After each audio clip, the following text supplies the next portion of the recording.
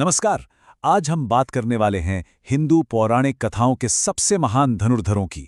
धनुर्विद्या सिर्फ एक युद्ध कला नहीं थी, बल्कि ये शक्ति, धर्म और नियति का प्रतीक थी।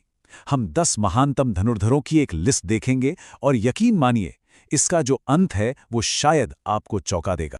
जब भी सबसे महान धनुर्धर के बारे में सोचा जाता है तो कुछ नाम हैं जो तुरंत दिमाग में आते हैं, पर क्या वे सच में सबसे महान थे? तो चलिए आज इसी रहस्य से पर्दा उठाते हैं। अगर मन में अर्जुन या कर्ण का नाम आ रहा है तो रुक जाइए। असली जवाब इतना अलग है कि ये धनुर्विद्या के बारे में आपकी पूरी समझ को हमेशा के लिए बदल सकता है। तो हमारी लिस्ट में 10वें नंबर पर हैं एक ऐसे गुरु जिन्होंने धनुर्विद्या की दिशा ही बदल के रख दी। गुरु द्रोणाचार्य। उन्हें दिव्य अस्त्रों का सारा ज्ञान मिला था भगवान परशुराम से, और उन्होंने ही कौरवों और पांडवों दोनों को ट्रेनिंग दी थी। महाभारत के युद्ध में उनकी बनाई चक्रव्यूह रचना इतनी खतरनाक थी कि उसने वीर अभिमन्यु की जान ले ली। और एक बात, जब तक उनके हाथ में हथियार होते थे उन्हें हराना नामुमकिन था। इसीलिए पांडवों को उन्हें हराने के लिए छल का सहारा लेना पड़ा था। अब 9वें नंबर पर आते हैं द्रोणाचार्य के सबसे काबिल और प्रिय शिष्य। जी हाँ, अर्जुन। गुरु द्रोण की नजर में अर्जुन से बेहतर कोई नहीं था। उनके पास दिव्य गांडीव धनुष था और उन्होंने महादेव को खुश करके पाशुपतास्त्र भी हासिल कर लिया था। सबसे कमाल की बात यह थी कि वे दोनों हाथों से तीर चला सकते थे, जिसकी वजह से उन्हें सव्यसाची भी कहा जाता था। द्रौपदी के स्वयंवर से लेकर खांडव वन में इंद्र को हराने तक उनकी जीत की लिस्ट बहुत लंबी है।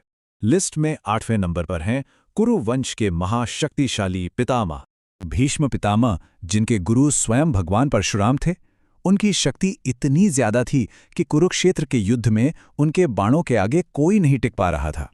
इसका सबसे बड़ा सबूत ये है कि उन्होंने भगवान श्रीकृष्ण को, जिन्होंने युद्ध में हथियार न उठाने की कसम खाई थी, अपनी प्रतिज्ञा तोड़ने और शस्त्र उठाने पर मजबूर कर दिया था। उन्हें भी केवल छल से ही बाणों की शैया पर लिटाया जा सका। 7वें नंबर पर एक ऐसे धनुर्धर हैं जिनकी कहानी दुखद है, लेकिन उनका कौशल अविश्वसनीय था। एकलव्य। जब द्रोणाचार्य ने उन्हें सिखाने से मना कर दिया तो उन्होंने द्रोण की मूर्ति बनाई और खुद अभ्यास करके धनुर्विद्या में महारत हासिल कर ली। वो शब्दभेदी बाण चलाने में इतने माहिर हो गए थे कि अर्जुन को भी उनसे जलन होने लगी थी। खुद भगवान कृष्ण ने उनकी तुलना भगवान परशुराम से की थी। उन्होंने कहा था कि अगर एकलव्य का अंगूठा न कटा होता तो कोई भी देवता, दानव या इंसान उन्हें हरा नहीं सकता। तो अब हम उन योद्धाओं की बात करेंगे जो सिर्फ महान नहीं थे, बल्कि वे अकेले ही पूरे युद्ध का नतीजा बदलने की ताकत रखते थे। 6ठे स्थान पर हैं वो योद्धा जिनके पास थे 3 अचूक बाण। घटोत्कच के पुत्र बर्बरिक। उन्हें भगवान शिव से 3 ऐसे दिव्य बाण मिले थे जो पल भर में महाभारत का युद्ध खत्म कर सकते थे। उनकी शक्ति इतनी अचूक थी कि भगवान कृष्ण भी चिंता में पड़ गए और युद्ध शुरू होने से पहले ही दान में उनका शीश मांग लिया। आज उन्हें खाटू श्याम जी के नाम से पूजा जाता है। तो महाभारत के योद्धाओं के बाद अब हमारी गिनती हमें ले जाती है रामायण काल में। यहां हम मिलेंगे रावण के शक्तिशाली पुत्र से। मेघनाद, जिसे इंद्रजीत के नाम से भी जाना जाता है, उसने देवताओं को हराकर इंद्र को बंदी बना लिया था, इसीलिए उसका नाम इंद्रजीत पड़ा। वो रामायण काल का एक लौता ऐसा योद्धा था जिसे अति महारथी की उपाधि मिली थी, यानी एक ऐसा योद्धा जो एक साथ 12 महारथियों से लड़ सकता था। उसके पास ब्रह्मास्त्र, वैष्णवास्त्र और पाशुपतास्त्र तीनों महाअस्त्रों का ज्ञान था। चौथे स्थान पर वो योद्धा है जो मेघनाद के बराबर था और जिसने आखिर में उसे हराया भी। शेषनाग के अवतार लक्ष्मण जी। उनकी शक्ति का अंदाजा इसी बात से लगाया जा सकता है कि उनकी खींची लक्ष्मण रेखा को रावण जैसा शक्तिशाली राजा भी पार नहीं कर सका।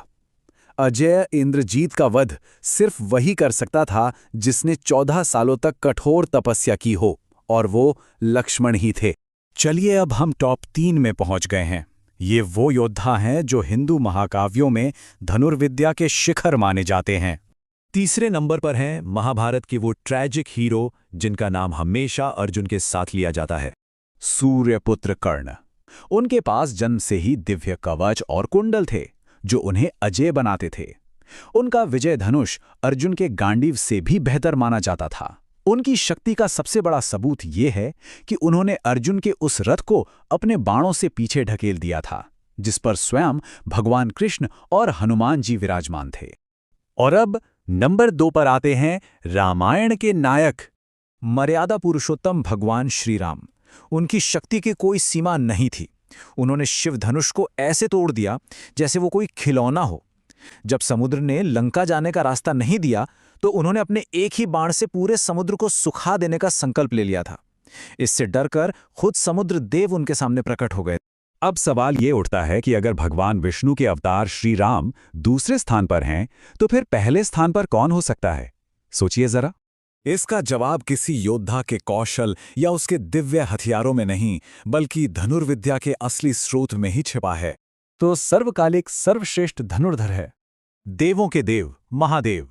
यहां सबसे जरूरी बात समझने की ये है कि भगवान शिव सिर्फ एक महान धनुर्धर नहीं हैं, बल्कि वो खुद धनुर्वेद यानी धनुर्विद्या के विज्ञान के जनक हैं। सारी धनुर्विद्या उन्हीं से शुरू होती है और उन्हीं पर खत्म होती है। वो शक्ति का इस्तेमाल करने वाले नहीं, बल्कि खुद शक्ति के स्रोत हैं। और ये हमें एक बहुत ही गहरे सवाल पर छोड़ देता है, असली शक्ति क्या है? युद्ध में महारत हासिल करना या वो स्रोत बनना जहां से सारी महारत और सारा कौशल पैदा होता है? इस पर सोचिएगा जरूर।